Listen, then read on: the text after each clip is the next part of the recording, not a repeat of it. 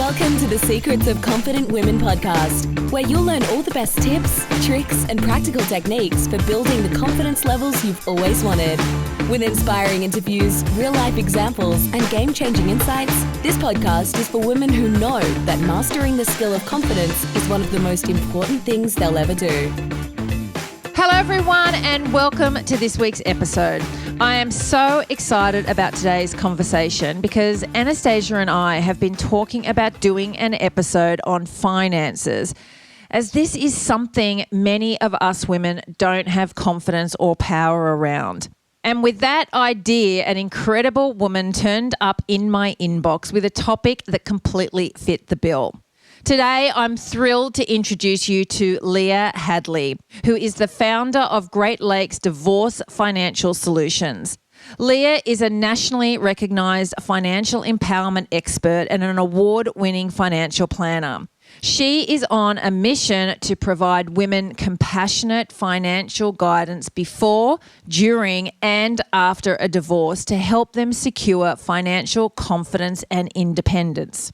You know what? Divorce can be very challenging, but it is usually a bigger financial setback for women who, maybe are not in work or have spent many years of the relationship looking after children. So it's important that women get their own professional advice from someone who is on their side. So, Leah, I'm thrilled to be able to talk to you about this topic today, and welcome to the Secrets of Confident Women podcast. Thank you so much for having me. It's my pleasure. Excellent. So to start off with, this is such a fantastic niche that you've carved out for yourself because it's someone that women need to get on their side through this really challenging time and make sure that they're in the driving seat of their own choices around the divorce settlement to make sure that they're set up for the future, right? Absolutely. And it's really great to get some expert insight from you. But before we go into all the questions I've got for you today, tell us a little bit about yourself and your business and how you ended up doing this sort of work. Thank you for asking that question. So, I did not set out to be a business owner. I didn't even set out to be a financial planner, to be honest with you. I have my master's degree in education. I was a teacher and I got burnt out in the classroom. I was teaching in Baltimore City Public Schools in a very rough area. And I took a temp job. It was a temp job that was at an investment bank in Baltimore at the time. And, here I was, an educated individual, and I walked into this investment bank, just an administrative temp role. And I felt like everybody around me was speaking a different language. Yeah. I had no idea what they were talking about.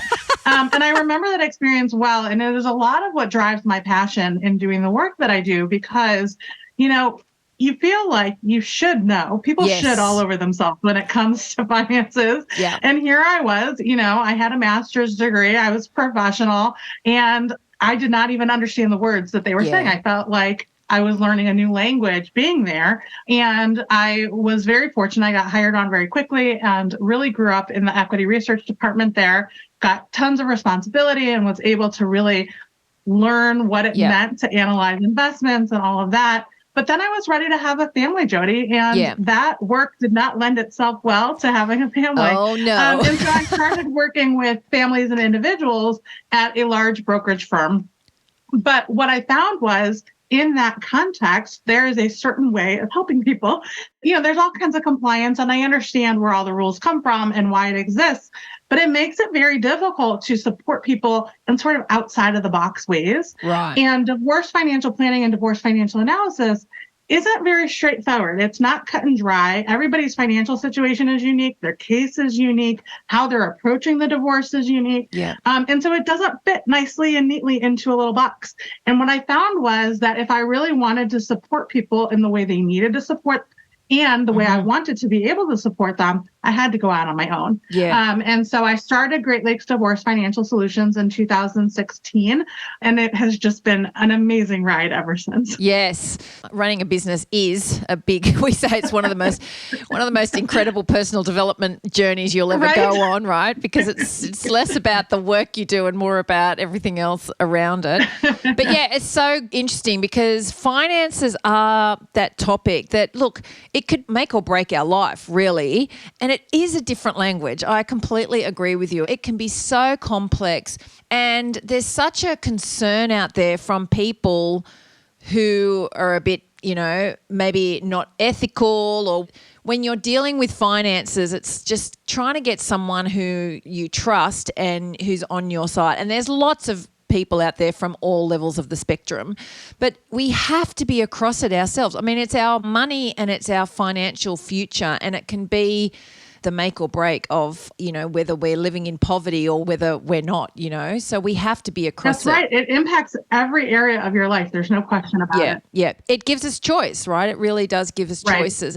And especially when women have to, sometimes have the add-on of being the main carer for the children, that adds something else. It's not just about us. It's about what we can provide for our children as well after that divorce. Absolutely. So we have to be across it. Okay, and we're going to get into all these topics. This is going to be so valuable for so many women out there. But because this is the Confidence Podcast, we ask a couple of questions of everyone, every guest that we have on. So what does confidence or being a confident woman mean to you? For me, it's really about being authentic. It's about being honest with who I am and really confidently standing in what is meaningful to me, what I value, and making decisions that are in alignment with that. Yeah, love it. And when are you the most confident version of yourself? So I was thinking about this before you asked the question, and it's interesting. I think it really is. I am so passionate about the work that I do. It's when I am working directly with clients and I'm getting the results that I want them to get and I'm seeing the transformation. To me, it just fuels me in such a meaningful way. Yeah. That's where I feel the most confident. Yeah, and I totally agree. I get the same from coaching, working one-on-one with women. I just feel like I'm in the right place when I'm doing that. It's like this is the real expression of me. So I can feel that from you as well. Awesome. Okay, so let's get into some of your, pulling out some of your expertise. So we're always talking about confidence coming from having the right information and being prepared. And I'm sure these are vital things when we're going through a divorce. So how do women access the information they need, and what is the most important step a woman can take to increase her financial confidence? This is such an important question. And I would say one thing to just start with is just to recognize where you are in the process, whether you're preparing for a divorce, you're in the middle of it, you're toward the end of it, being very real with yourself about emotionally, how are you doing? Because before we can really talk about the finances and think strategically financially, we do have to kind of check in with ourselves, because so much of what people are doing in terms of making big financial mistakes is making emotional decisions. Yes, and so when we're coming at it, and it's a huge life change, it is an emotional change. There's no question about that, right? But that doesn't mean that that's the lens that we need to be looking through to make the financial decisions. Yeah. And so being very realistic with yourself about where you are emotionally is the starting piece to even beginning to look at the finances. Because if you're not coming from a place of being objective and taking that step back and recognizing that these financial decisions that you're making aren't just going to impact today or next month or next year, but they can have a lifelong impact. And so acknowledging the importance of these decisions, and if you're not emotionally ready to start to think objectively, then it's really, really important to reach out for help. Yes. And that help from a financial standpoint doesn't come from your attorney. A lot of times the first thought is, I'm going through a divorce, I need to talk to my attorney. Yeah. Well, attorneys hire us all the time because they need help sorting through the financials. That's not their role. Their role is to provide legal advice, but not necessarily to think about your life and your financial plan moving forward, right? They're focused on the legality of the case. It really does start with familiarizing yourself with your own financial situation and getting very clear on, this is where things stand. Where does the income come from? When does it come in? What do the current expenses look like? When do they go out? What are my assets? What are my liabilities? Getting a very clear picture of what the current state of things are, like however it stands in this moment, before you can even start to look forward. Yeah. And really taking stock of what's at stake and really understanding, because I agree with you. I've had friends go through divorce and it's hard to even see their future because they had this idea of how the future was going to look. They were going to be with this partner. They were going to bring up children together, blah, blah, blah. And then all of that's changed. And now they're either a single person or a single mother, and the future is uncertain. And they've sort of got to get their head around that bit to start having an understanding, like, as you say, take stock of what's here now so that they can make decisions for their future where the future looks completely different to where they were headed, right? Wasn't it? It's right. And, there's absolutely a grieving process that goes along with acknowledging that you're going through this big change and things are not what you expected them to be. But it doesn't have to be all bad, right? Yeah. So I think one of the beautiful things from a financial planning perspective is a lot of times people find that they have to make a lot of compromises when they're married in terms of their goals, their values, what they want for their life. And when you start to take a step back and realize, hey, I'm in the driver's seat now. Yes. I get to make the decisions. I get to really get in tune with what matters to me, what's important to me, and make the decisions that are going to impact my own future. There's something really empowering about that. And you can absolutely still be grieving. It's okay to acknowledge that you're missing this, whatever you were dreaming about. But you can also, at the same time, create something that you're really excited about, too. Yeah, I love that. And it's really putting that idea of, trying to change that victim mentality to, well, I'm in the drive. I run this show now and I get my own decisions. And it's never too late to change your life and turn it around. And if you can see it from, the best is still yet to come and you're in the driver's seat to make the life you want now, whether it be emotionally, financially, all those things, it is so empowering. And you might have to learn a different language, like you were saying at the beginning. That's right. It might be confusing, but, you can be 50 and learn to speak Japanese. That's okay. You can do that. That's right. You're a strong, amazing woman. You can work this out and it's doable. You just have to sort of be able to get that empowerment back for yourself. Oh, I love that. I love that. So what are the common mistakes, though, that women make following their divorce that can really cost them, a lot of money? So this is also really important. So what happens when people go through a divorce for a lot of people, and so if you're listening and this is you, I totally understand. You get through the divorce process, you're tired. Yeah. It's been a lot to get to the conclusion. And a lot of folks do not follow through on all of the things in their separation agreement, their final settlement right away, and maybe overlook some things, right? But certain types of accounts, certain types of agreements, you can lose very large amounts of money if you don't execute on those things right away. Right. And so it's really important. And I encourage people to take their final settlement and to literally just, give yourself some space, but then pull it out, go through with a piece of paper and create a list of everything that needs to happen as a result of this settlement. If there are accounts that need to be closed, if there's assets that need to be retitled, if there's liabilities that need to be refinanced, just getting very crystal clear on every single thing that was agreed to in this settlement. Just make a to-do list for yourself. But also, if the other person is responsible for some of these items, put them on the list and kind of, mark that it's their responsibility. But also, I really like to see in everybody's settlement agreements deadlines around these things. So within 30 days of the final divorce, within 90 days, whatever it is, and include that on your list. And then start penciling in your calendar when these things are going to get taken care of. Because it's too easy to just get tired from the process. Maybe not even revisit that final step. Maybe you forget about certain things or what have you. We have a big case going on right now that I think these folks got divorced, I think it was 2010, so 13 years ago. Wow. And now we have to go back and do the financial analysis because the accounts didn't get divided at the right time. They have all these additional legal fees because now they're fighting over things again that didn't happen as a result. And there were things that were poorly written in the agreement that unfortunately are making it even more complicated. And it just drags it on. You can't move on. You're just still stuck with this burden hanging over your head of it not being clear. You're not free to move on while you're still dragging, that past relationship with you. That's right. And depending on how things transpired, money can get moved. It can be taken out. It can get spent. It can disappear. It's really important to follow through on all the agreements as soon as possible. Yeah.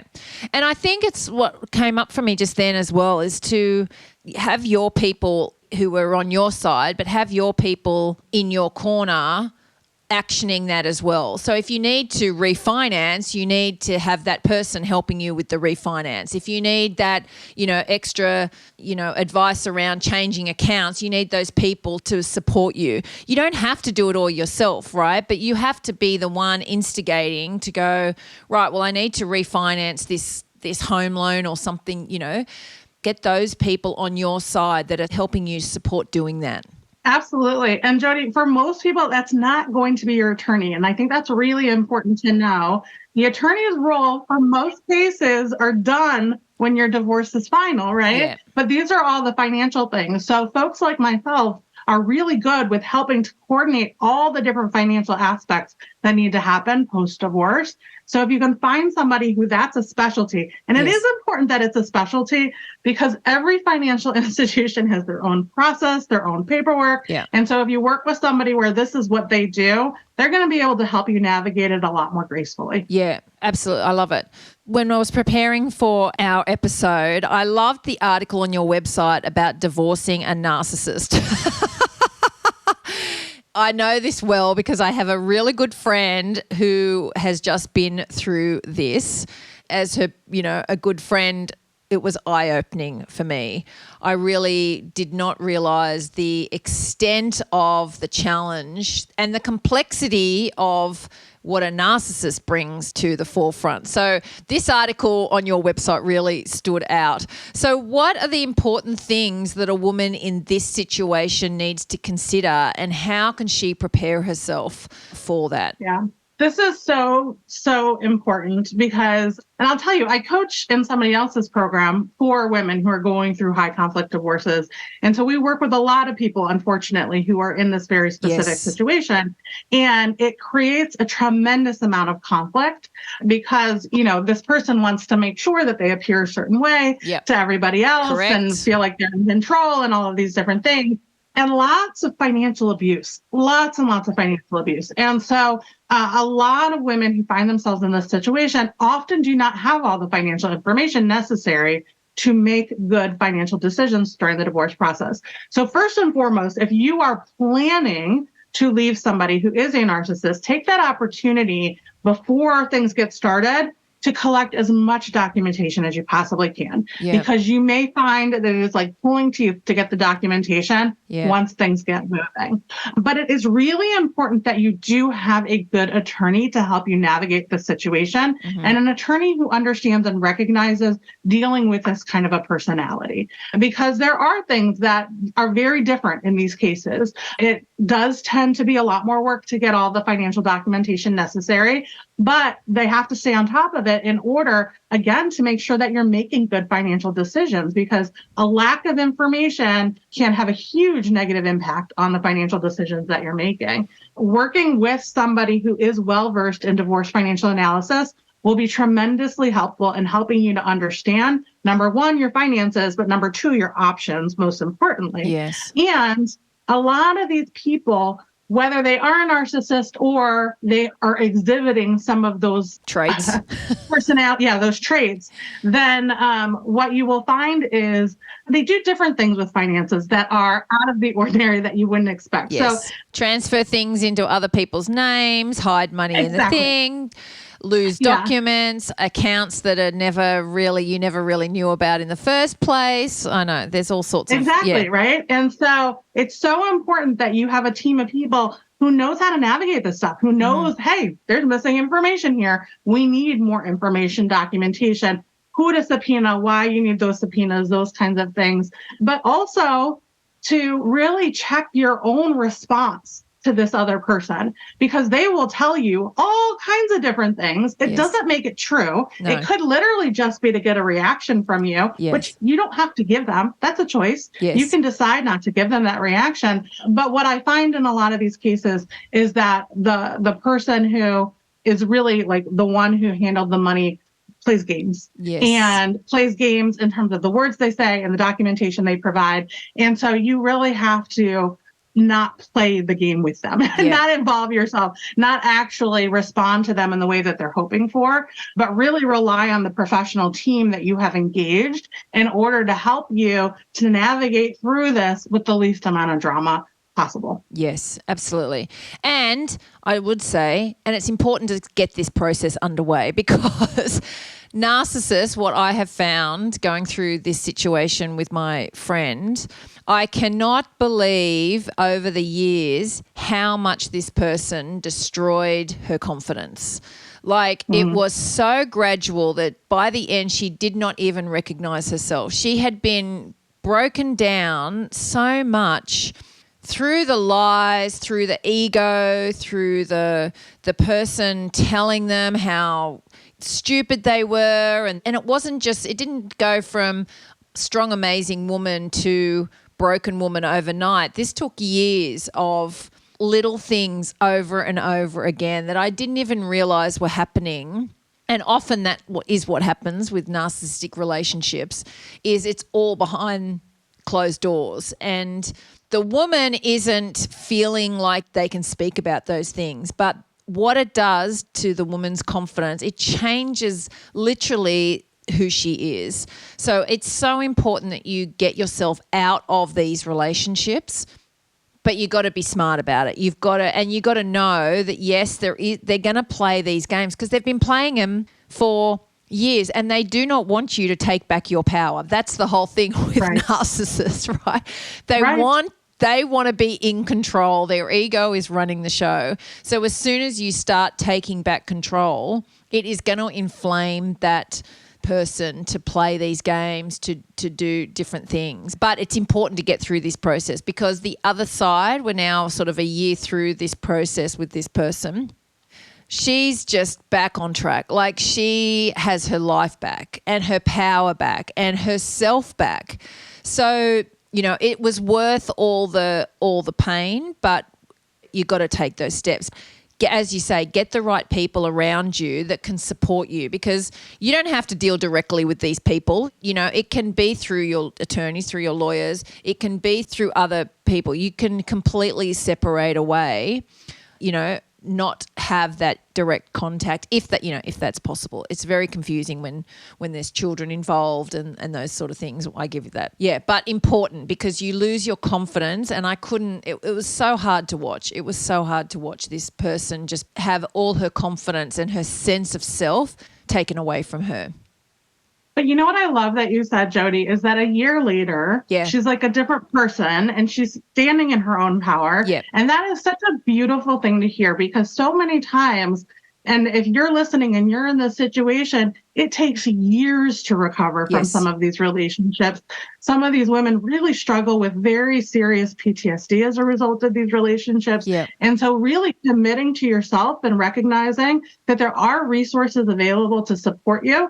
But you have to really commit to healing. Absolutely. And that includes taking responsibility for your finances. Because especially if this is an area where you've been kept in the dark, you may not feel very confident in this area. It may feel like something that is very, very uncomfortable to deal with and talk about. But the sooner you face it and deal with it and increase your knowledge, the more empowered you will feel. So that's one of those things where you just don't want to put your head in the sand. If it's something that you're struggling with, the more you commit to taking care of yourself, the quicker you will get through it. Yeah, absolutely.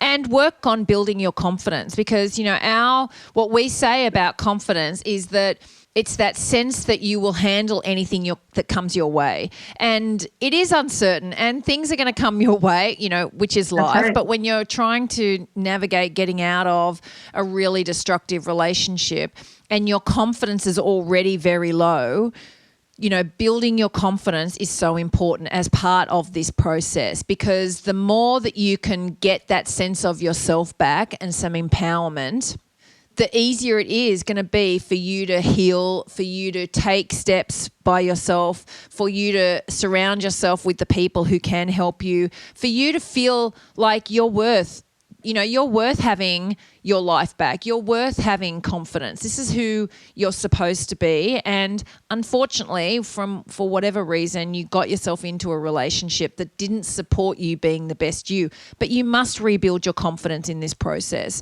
so that you can stand in your own, in your own power and make decisions for your future. But you've got to get out of these relationships. It's so important. And it's going to be long and painful, but when you're away from that person, the healing is so much easier to go through because you don't have that daily person, trying to break you down, whose goal is to keep you feeling bad about yourself. It's just, that's my mission. I could talk about this for hours, Leah.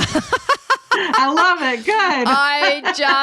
I detest seeing women broken down like this. So anyway, let's keep going. So let's get back to finances. Why is it important that women have their own financial identity, and what are the things that they should consider? I think a lot of what I see people really struggling with coming out of a divorce is that they did rely on their partner for financial decision-making, reaching their financial goals. And even, it's not even just coming out of a divorce situation, loss of a loved one as well, right? Somebody loses their partner unexpectedly, and that person was the one who handled the finances, or that person becomes incapacitated. That happens. And so you find yourself in one of the most difficult times in your life. All of these life changes that I'm describing are very emotional, very difficult times. That is not a good time to be trying to also increase your financial literacy, also establish your financial identity, right? And so if we do that from the start and we make sure that, we understand the income situation, we understand the expenses, we've developed our own credit history, all of the things that we need to do to really be financially independent in the unfortunate event of a divorce or losing a partner or whatever the case may be. It just makes those transitions so much easier for you. And let's face it, life happens. There are going to be difficult things that come up. If you never go through a divorce, that's wonderful. That doesn't mean that you're going to avoid facing one of these situations, right? And so that's why it's so important. And unfortunately, especially with the laws changing and there being less and less support, especially here in the States, depending on what state you live in, there is less alimony. It doesn't exist the way that it used to exist, and we're seeing it go away more and more.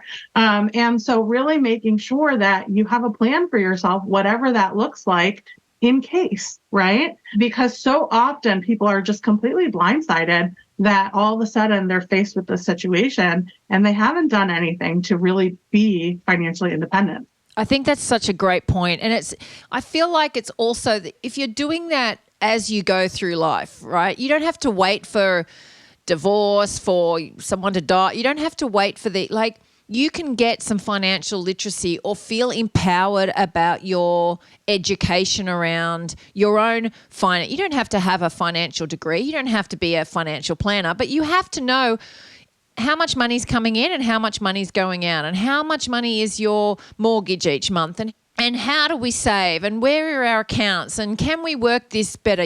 Can we pay off our credit card differently? You can have that education at all points of your life. It's just about investigating and asking questions and getting some support for people, speaking to your bank about, can you do things differently?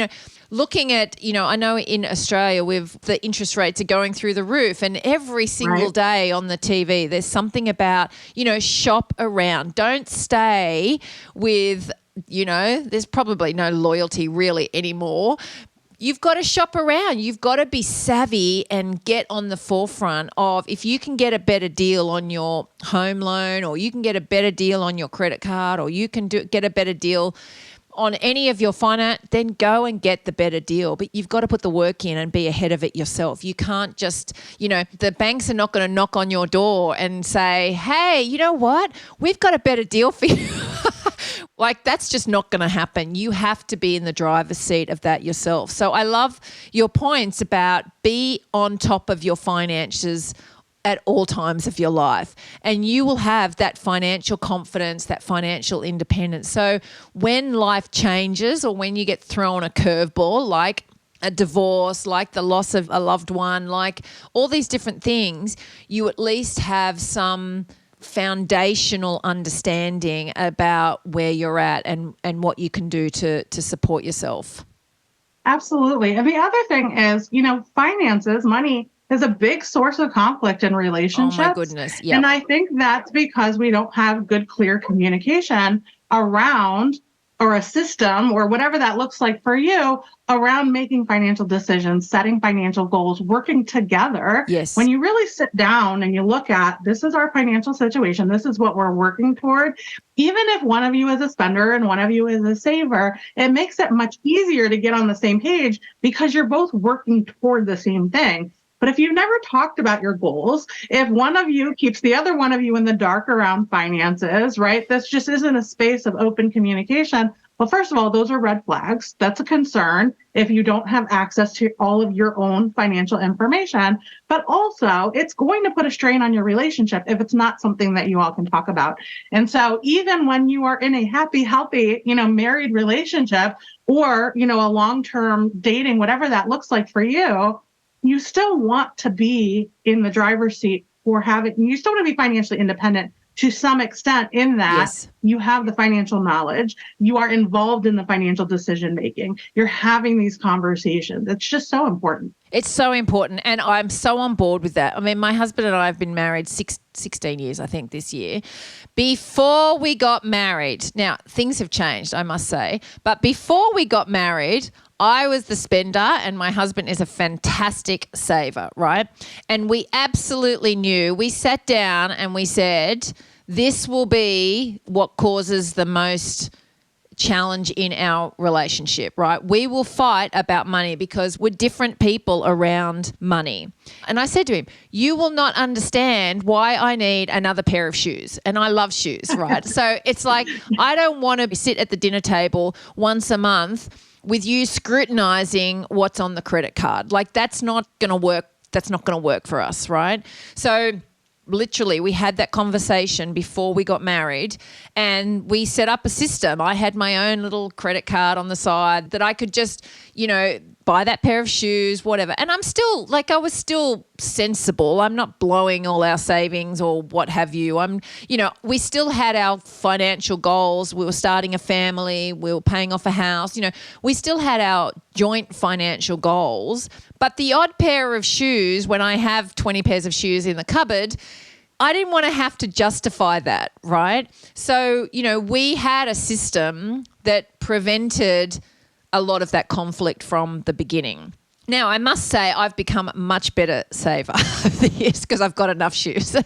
Not quite. But, but things change as you go through relationships and as you get older and your priorities change and all sorts of different things. Now I really value holidays with my children and experiences and different things. Right. But you've still got to be on the same page about that, about what you're saving for. And is it a priority that you pay your mortgage off, or is it a priority that all those sorts of things, you've got to have that conversation. And I love that you've also said if you're not having that conversation and you can't have that conversation, then there's some red flags around that as well. You have to take that. You need to be on top of this yourself and on top of what your habits are and agreeing how you're both going to move forward and understanding if you're a spender and he's a saver or vice versa, how are you going to work with that? Because you've got your different personalities around your finances, and that's okay as long as you work inside of that and understand each other's differences.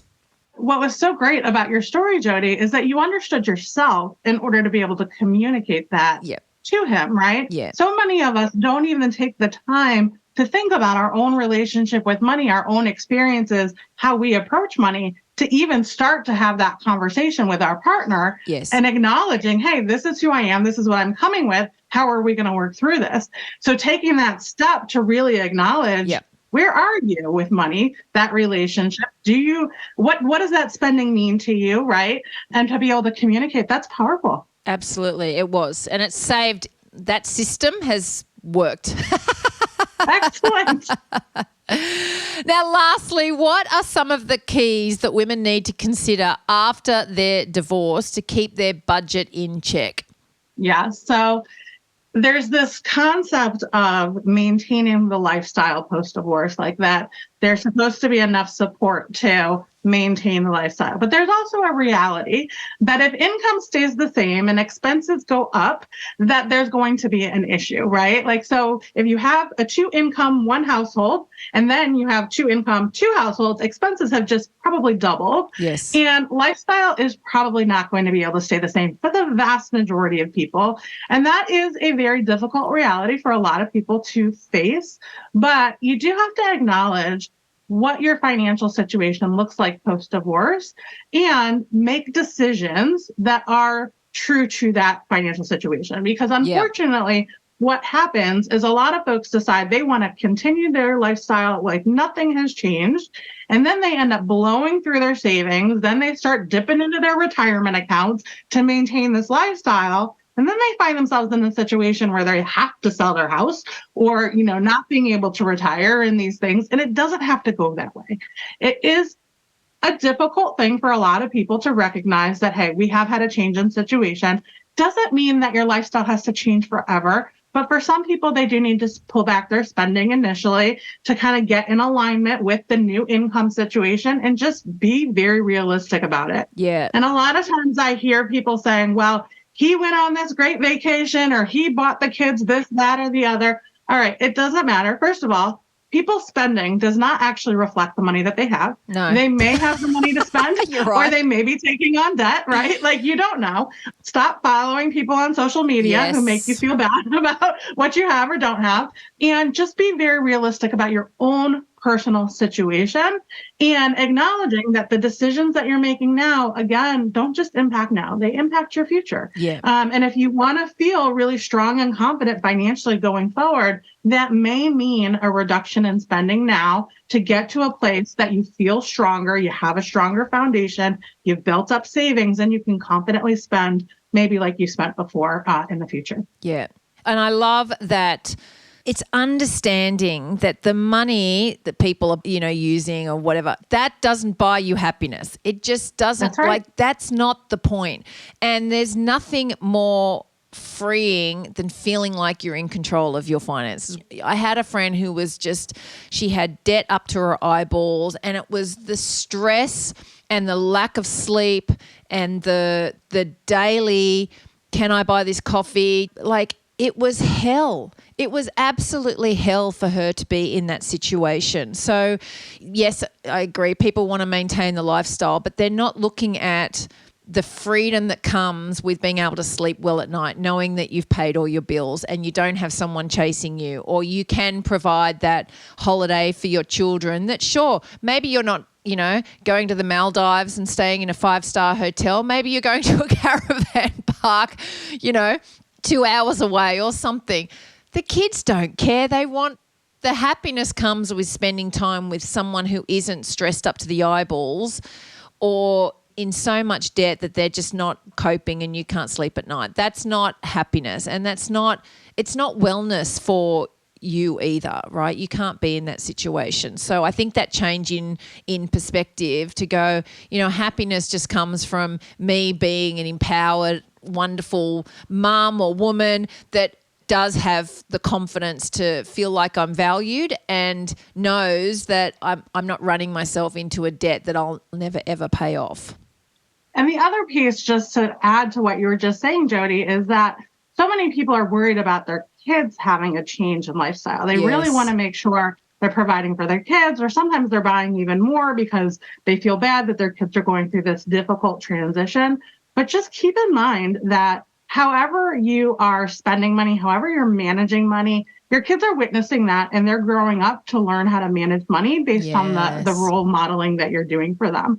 And so now I work with several young adults who have a really hard time curbing their spending because they never had to. Yes, they always just got whatever they wanted. Yes. And now as adults, they're having trouble reaching their bigger financial goals because it's just like a behavioral thing that they're having trouble keeping their spending under control. And so it's okay to communicate to your kids that things have changed. Yes. And that we're going to make smart financial decisions because financial security is really important and it matters. Absolutely. And that's okay to just be honest about it. Absolutely. I think that's so valuable because it is a learning situation. And the best thing you can give your kids is that education, is that learning. Right. Fabulous. Okay, that was so fabulous. Such great information. I know our listeners are going to get so much out of that. Now, we end every episode, Leah, with our Rise Women Power questions. So are you ready? I'm ready. What do you wish every woman knew? Oh, goodness. Of course, I wish every woman knew how to manage their money with confidence. Well done. I love it. What is your superpower? My superpower is listening. I have a very, very keen listening ability. Excellent. I love that. Now, we're going on to our shoe thing. Are you a heels or a flats girl? So I admire all of you heels ladies so much, and I think they are so beautiful, but I am definitely a comfort person, and I love my flats. Okay, good. Fair enough. We've had so many. We started this, this is season 3 of our thing. We started this years ago with heels or flat, and it went to barefoot. We've had Wellington boots. We've had hiking boots. We've had all sorts of different. Everyone feels so different. So it's just a bit of fun we have with our shoe thing. Your favorite quote or rule that you live by? It's the one about a journey a journey of 1,000 miles starts with one step, something like that. It's just like that concept of just take one step in the direction and you're starting to make progress. Yeah, very helpful. Very good. Who inspires you and why? My mom is by far my biggest inspiration. I was raised with a single mom. My parents divorced when I was 8 years old, and I witnessed her challenges through my growing up. And she has just been there for me and for my kids. And she is just an amazing person. Love it. Love it. Love it. And finish this sentence, Leah. If I had even more confidence than I do now, I would speak on big stages. Oh, they've had quite a few of those. It's always the one that's like, excellent. Well, we hope you're speaking on big stages and, really break through those confidence barriers and do that, because your message is so important and so many women are going to get so much value from the education and the information and the guidance that you've got for them. So we really hope that you do break through whatever barrier you need to get through to speak on big stages and get your message further out into the world. Thank you. Thank you so much for being here and giving up your time to speak with us today. I just love your approach. I love your niche, and we'll put some contact details on our show notes so people can go to your website and get some more information about everything you offer. Fantastic. Thank you so much for having me. You are welcome. And thank you to everyone for listening today. And remember, there are so many ways that we can help you become the confident woman you've always wanted to be. So please get in touch with us or visit risewomen.com. We want to ensure that confidence is every woman's new normal by getting our programs and resources out to as many women as possible. So until next time, remember, with confidence, anything is possible. Bye for now.